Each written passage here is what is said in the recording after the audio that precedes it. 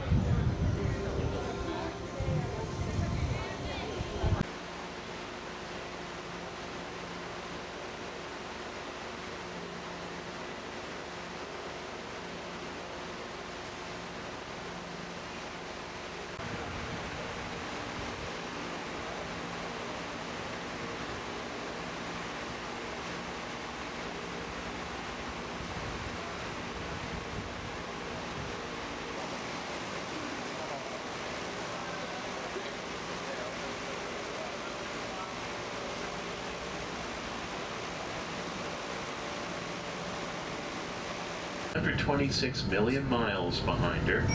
And if you get to see the IMAX film about the Hubble telescope and features Atlantis, she was the last to visit for an upgrade. They jacked her up higher since this morning. And she'll be tipped to the left. I guess that's the only one. You know. Is with the curved beaks. You know, we're launching into space about the size of a regulation basketball court. The gray doors go up 456 feet, only 6 feet of clearance with a Saturn V coming through. We'd open them halfway to get a shuttle through. We'd be built and cleaned up after flight to fly again and again. So a little change here from NASA to private industry, leasing parts out here.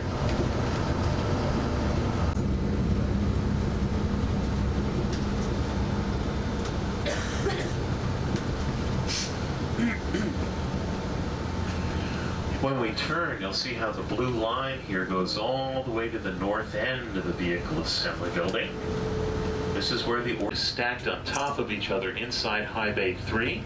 They were the work platforms that surrounded the tank, boosters, and orbiter as it was being put together. They were taken out, they're being chopped up for scrap because we need new platforms for the future Space Launch System in there.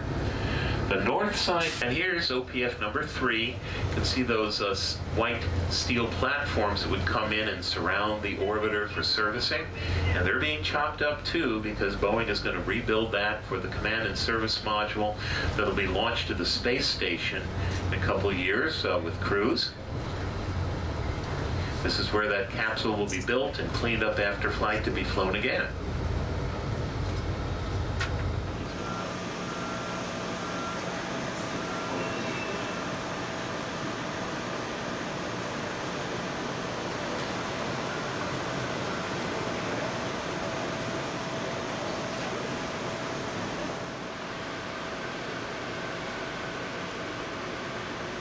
Don't forget to look up and get dizzy.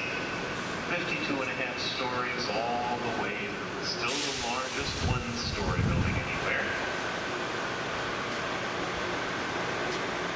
Next to us here in the transfer aisle, we have the Commod transporter from Ulm, Germany. It's 26 wheels. They steer independently. This is how we move parts of spacecraft, booster sections, from place to place. But on top of it right now is that full-scale and simplified module from the future Orion spacecraft and service module part. Behind it, the escape form puts it on the pylons in there and drives out of the way.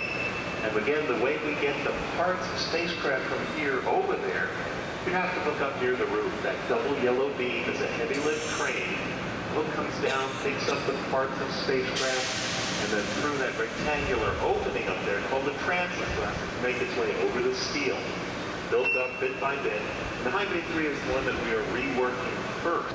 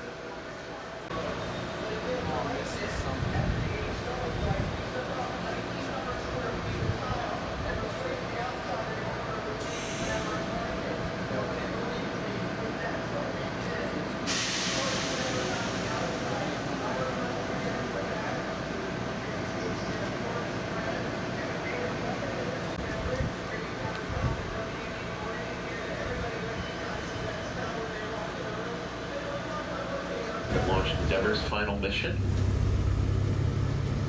They were developed from the Apollo platforms, and that platform to the left by itself weighs over 9 million pounds. The crawler transporter that's remaining as is off to the left when we go over the stone crawler way. We'll get a closer view of it later from the highway side. Down to the left, the crawler by itself weighs 6 million pounds. Pylons or posts that the platforms are on date back to Apollo.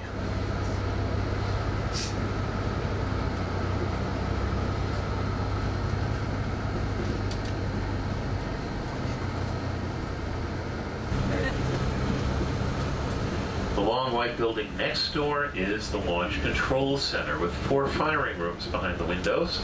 That's as close as anyone gets to a launch. That's 4.2 miles.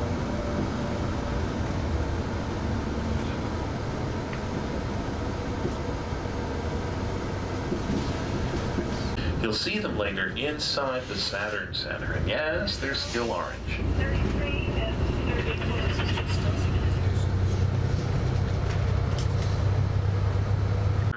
Shuttle platform out here in launch position. Looks as if it did have. Over the treads, those columns are hydraulic.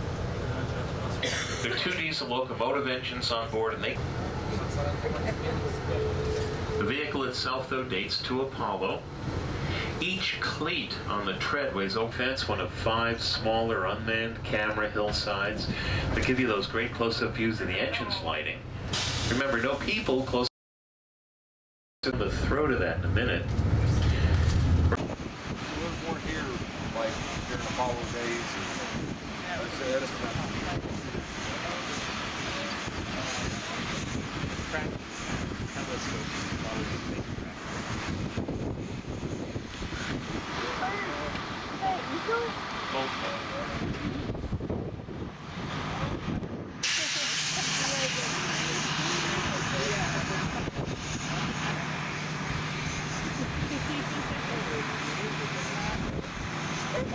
Planetary. We'll show you that when we get past the bushes a bit.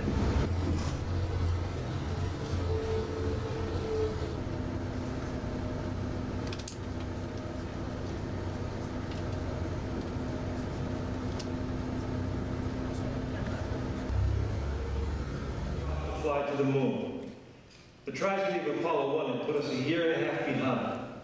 We were making up for it in one big leap, and we were doing it with a rocket that no man had ever flown before.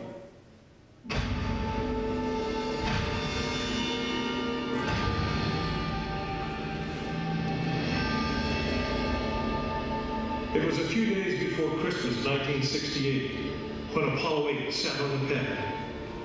She was the first of a new kind, a moon rocket. This was the Phoenix, risen from the ashes of Apollo 1. The first Apollo crew did not die in vain. This was to be their testament.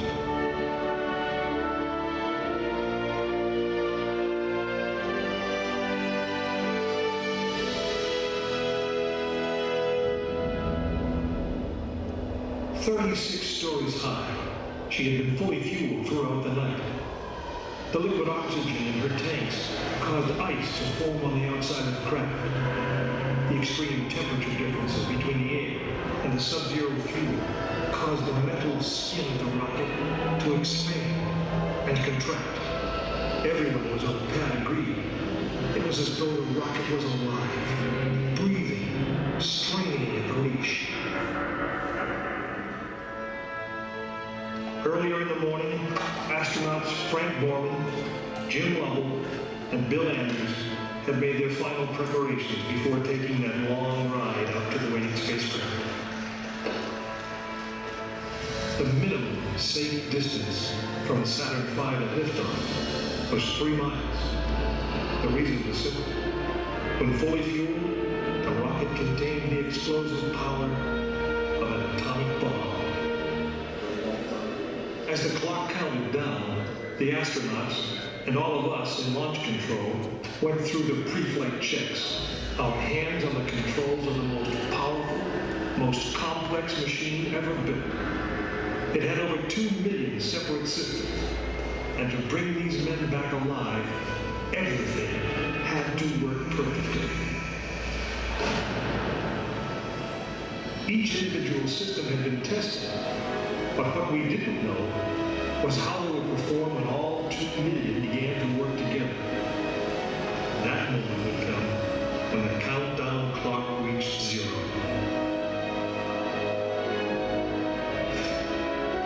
Frank Borman, Jim Lovell, and Bill Anders would pay with their lives. As they sat waiting for launch on that chill December morning, these 3 astronauts were back to what they had always been, test pilots.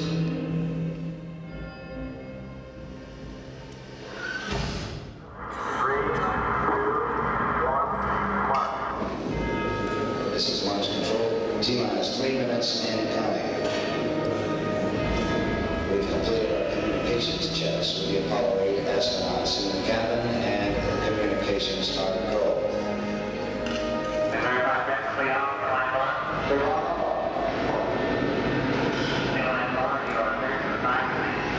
During this period, once we do get the firing command, the various tanks within the 3 stages of the Saturn V launch vehicle begin to pressurize. We have firing command. The firing command is in right now on the automatic sequence. T-minus 2 minutes, 20 seconds, and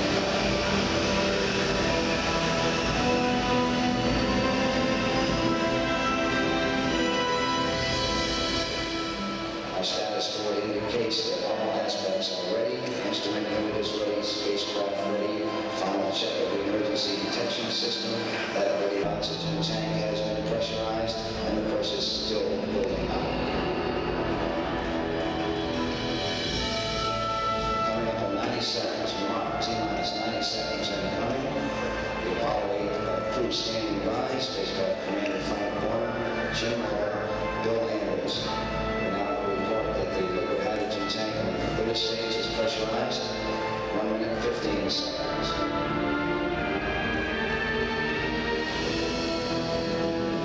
All 3rd stage becomes pressurized at this time as we come up on the 60-second mark down the flight to the moon.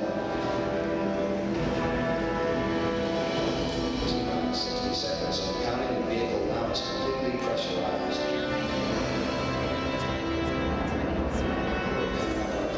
Shortly.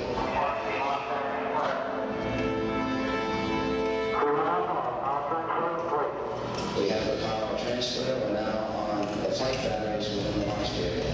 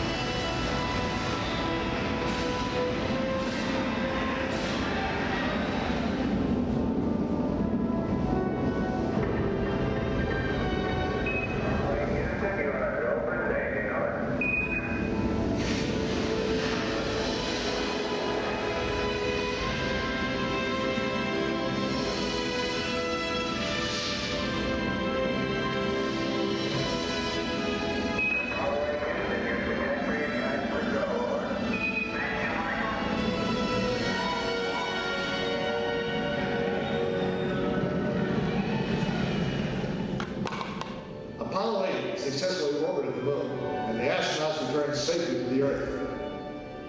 I know. I'm Jim Lovell, and I was one of the crew of this spacecraft, Apollo 8. We were the first men to see the surface of the moon from just a few miles away. You'll find an actual sanctified moon rocket. It's still the most powerful, the most complex machine ever built. And I guess it's the only one that can take you to another planet. I actually got to fly on a second flight to the moon called Apollo 13. But that's another story.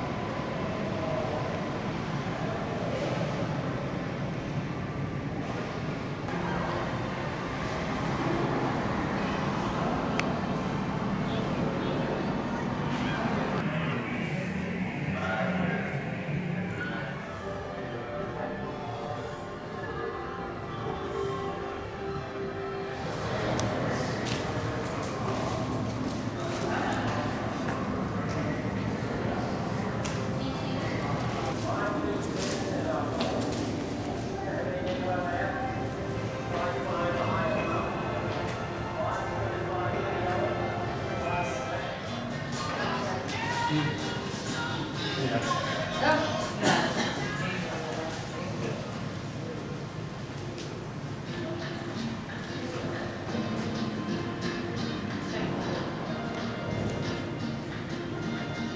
do the other things, not because they are easy, but because they are hard.